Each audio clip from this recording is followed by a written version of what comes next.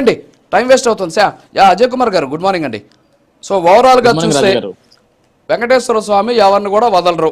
పాదయాత్ర వెంకటేశ్వర రెడ్డి గారు మంచి ఓడ్ అన్నారు. నేను చాలా సంతోషించాను. ఎందుకంటే వెంకటేశ్వర స్వామి భక్తులు అనే ఓడ్ అనమాట, అది నిజమైన భక్తులు ఆ మాట అంటారు అనమాట. సో ఇప్పుడు ఉన్నటువంటి పరిస్థితులు చూస్తూ ఉంటే అంటే ఇక్కడ ఉన్న ఏదో జరిగిపోతుంది, కూటమి ఏదో ప్రజలకు అన్యాయం జరిగిపోతుంది, వీటన్నిటిని కూడా డైవర్ట్ చేయడం కోసం ఇలాంటి సబ్జెక్టులను తెరపైకి తీసుకొస్తుంది మీడియా, కొన్ని మీడియా సంస్థలు ఆయన అన్నట్టే అనుకుందాం ఫర్ ఎగ్జాంపుల్. సో ఓవరాల్గా ఏంటి అసలు ఈ కేసుకు సంబంధించి ఏంటి, సుప్రీంకోర్టు తేల్స్తుంది, తర్వాత వెంకటేశ్వరం తేలుస్తాడు, అదంతా ఓకే, ఖచ్చితంగా శిక్ష అనుభవించే వాళ్ళు అనుభవిస్తున్నారు అనుకోండి, అది వేరే విషయం. సో ఏమంటారు మీరు? రాజు గారు, మనం అందరం ఒక విషయాన్ని మర్చిపోయాం ఇక్కడ అంతా ప్రస్తావించేటప్పుడు.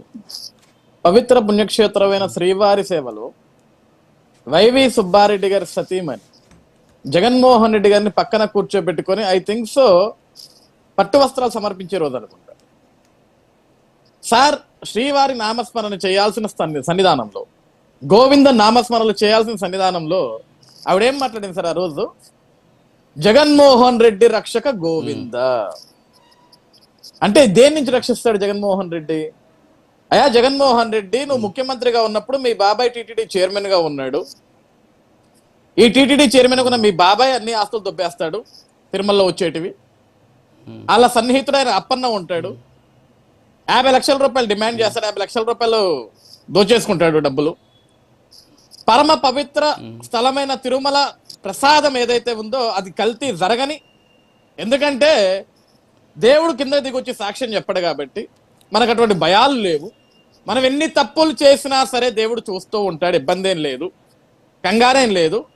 మనల్ని కాపాడటానికి జగన్మోహన్ రెడ్డి రక్షక గోవింద ఉన్నాడనా అర్థం? ఈరోజు పాదయాత్ర వెంకటేశ్వర రెడ్డి గారికి ఆవేశం వచ్చేసింది, మాట్లాడేస్తున్నారు. కానీ ఆ రోజు సుబ్బారెడ్డి గారి సతీమణి తిరుమల సన్నిధిలో ఈ మాట మాట్లాడినప్పుడు ఎందుకు సార్ మీరు ఎవ్వరూ రియాక్ట్ అవ్వలేదు? అది తప్పమ్మా. మనం ఉన్న పవిత్ర స్థలం ఏంటి, మనం మాట్లాడే మాటలేంటి, గోవింద నామస్మరణలు చేయాల్సిన స్థానంలో మనం ఏం మాట్లాడుతున్నాం? కనీసం బుద్ధుందా మనకి మనం మాట్లాడేటప్పుడు? మీ ప్రేమాప్యాయతలుంటే మీ ఇంట్లో చూపించుకోవాలా, దేవుడు సన్నిధానంలో కదని ఎవరన్నా మాట్లాడారా మీలో? ఈ రోజు సిట్టు దర్యాప్తు ఏదైతే వీళ్ళే అడిగారు, మాకు సిట్ల మీద స్టాండ్ల మీద నమ్మకం లేదు, మాకు సిబిఐ ఎంక్వైరీ కావాలి అని, మీరు అడిగినట్లుగానే సిబిఐకి సంబంధించిన అధికారులతోటి, అదేవిధంగా రాష్ట్రానికి సంబంధించిన సిట్ అధికారులందరితోటి కూడా కలిసి ఈరోజు దర్యాప్తు చేస్తే, దర్యాప్తులో భాగంగానే కదా అప్పన్నను అరెస్ట్ చేసింది. ఈరోజు బెదిరించారు, భయపెట్టించి వాంగ్మూలాలు చేపించారు అంటే వాళ్ళ పేర్లు వీళ్ళ పేర్లు ఎందుకు సార్? అసలు జగన్మోహన్ రెడ్డి గారి పేరు చెప్పించాలి కానీ, సుబ్బారెడ్డి పేరు, భూమన కరుణాకర్ రెడ్డి పేరు, ఇంకొకటి పేరు ఎందుకు సార్? అసలు ఇది పట్టుకొచ్చి జగన్మోహన్ రెడ్డిని చెప్పించాలి కదా సార్. ప్రతిదానికి కూడా గుట్టగాల్చి ముఖం మీద వేసేస్తే వాళ్ళు తుడిచేసుకుంటారు, వాళ్ళు దులిపేసుకుంటారంటే అయిపోదు పాదయాత్ర వెంకటేశ్వర రెడ్డి గారు. ఈరోజు ఇప్పుడు ఇది ఒక కేసు ప్రపంచవ్యాప్తంగా చూస్తున్నారు. హిందువుల మనోభావాలు దెబ్బతింటుంటే ఒక పక్క, శ్రీవారి భక్తుల మనోభావాలు దెబ్బతింటుంటే మరొక పక్క. ఇదంతా ఆషామాషిగా మాట్లాడుకునే కేసు అయితే కాదు కదా. ఏదో ఇష్టానుసారంగా ఒకటి పేరు చెప్పేశారు, అని అరెస్ట్ చేసి తీసుకెళ్ళి లోపలేశారంటే అయిపోదు కదా. సర్వ సమాజం చూస్తుంది కదా ఇదంతా కూడా. అంత వేగ్గా ఎట్లా మాట్లాడతారంటే అంత వేగ్గా మేము మాత్రం ఎందుకు దర్యాప్తులు చేపిస్తాం? అదే శ్రీవారిని నమ్ముకున్న వ్యక్తి నారా చంద్రబాబు నాయుడు గారు శ్రీవారి విషయంలో ఎప్పుడు కూడా తప్పులు చేయాల్సిన అవసరం లేదు, భగవంతుని అడ్డం పెట్టుకొని పాపాలు చేయాల్సిన అవసరం లేదు. ఈరోజు మీరు ఇన్ని మాట్లాడుతున్నారు కదా, పరకామణి కేసు హుండీ లెక్కింపుల్లో 100 కోట్ల రూపాయలు స్కామ్ చేస్తే లోక్ అదాలత్లో ఎవరిని అడిగి మీరు రాజీ చేయించుకున్నారండి?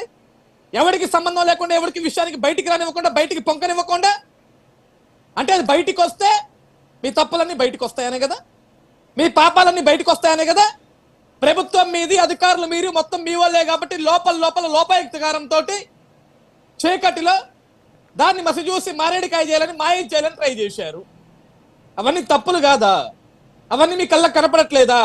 ఈరోజు రాష్ట్రంలో ఉన్న సమస్యలన్నింటినీ పక్కదారి పట్టించడానికి ఈ అంశాలను పట్టుకొచ్చామా మేము? లేకుంటే విపత్తుల వల్ల రైతులు మొత్తం అన్నమో రామచంద్ర ఏడుస్తుంటే వాళ్ళ గాలి వదిలేశామా? రాష్ట్రంలో ఏం జరుగుతుందో చూడండి సార్.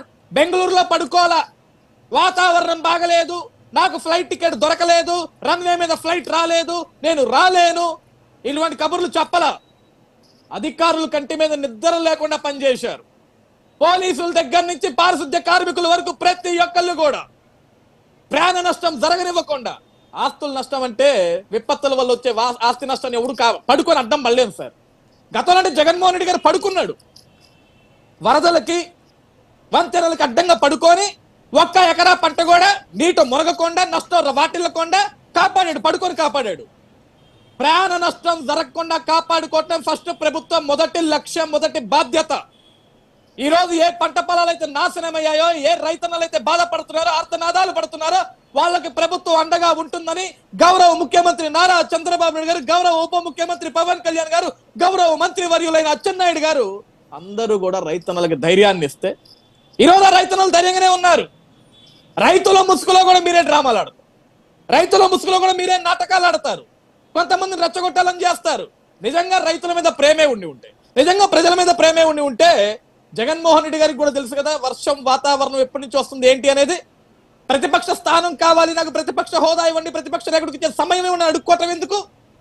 రాష్ట్రంలోకి రా, ముందే రాష్ట్రంలో ఉండి ప్రజల ప్రమత్తం చేయి. ఉన్నారు కదా నీ జోనల్ కోఆర్డినేటర్స్ తోటి జూమ్ కాల్ పెట్టడం ఎందుకు? ఒకప్పుడు జూమ్ కాల్స్ పెడితే చంద్రబాబు నాయుడు గారిని అపహేళన చేసిన వ్యక్తి జగన్మోహన్ రెడ్డి. ఈ రోజు ఆయన ఎందుకు పెట్టాడు జూమ్ కాల్స్? వెళ్ళొచ్చు కదా, నేరుగా ప్రాంతాల్లోకి వెళ్ళి మాట్లాడొచ్చు కదా, అవసరం ఉండాలి కదా. ఈ రోజు ఎవ్వరం కూడా తప్పు చేసి లేకుంటే మేమేవో తప్పులు చేసి మాట్లాడలేదు వెంకటేశ్వర రెడ్డి గారు. గుర్తుపెట్టుకోండి, మీరు కూడా ప్రజల్లోనే ఉన్నారు కదా. స్టార్టింగ్ మీరు కూడా కోట్ చేశారు ఓం నమో వెంకటేశాయ అని.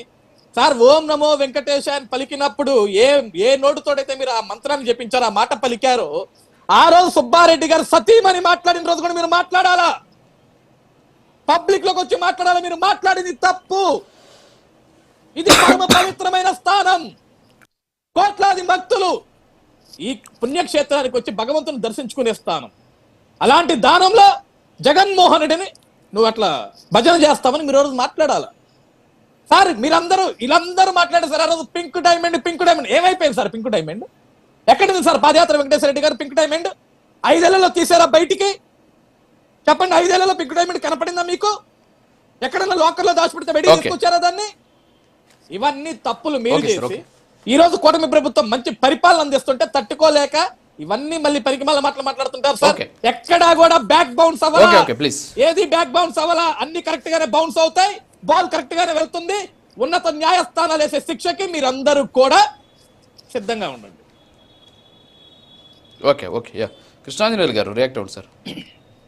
రాజు గారు, ఇక్కడ ఇందాక పాదయాత్ర వెంకటేశ్వర రెడ్డి గారు చెప్పినట్టు అంశం ఏంటంటే ఒక డైవర్ట్ పాలిటిక్స్ లో భాగంగా ఇవన్నీ తీసుకొచ్చారు అని.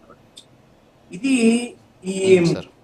ఎప్పుడైతే తిరుమల తిరుపతి లడ్డూ ప్రసాదానికి సంబంధించినటువంటి వ్యవహారం ఎప్పుడు దర్యాప్తు చేసింది, ఎప్పుడు సుప్రీంకోర్టు వేసినటువంటి దర్యాప్తుకు సంబంధించిన ఈ దర్యాప్తు అనేది కొనసాగుతూ వచ్చింది.